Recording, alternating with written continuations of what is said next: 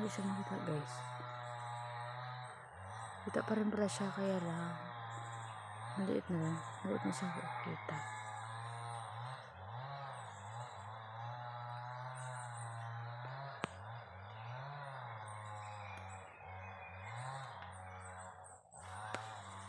Nakakatakot siya kapag paggabi naman ito guys, pinagawa na siya na yung pang aswang, yung pilik-pilik, ibo na tayo.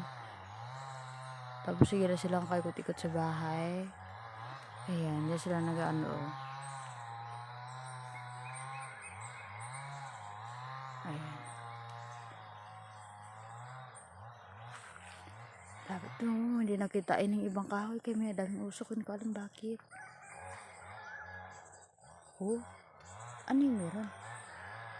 Ay, kita ko to. Sige, bye-bye na.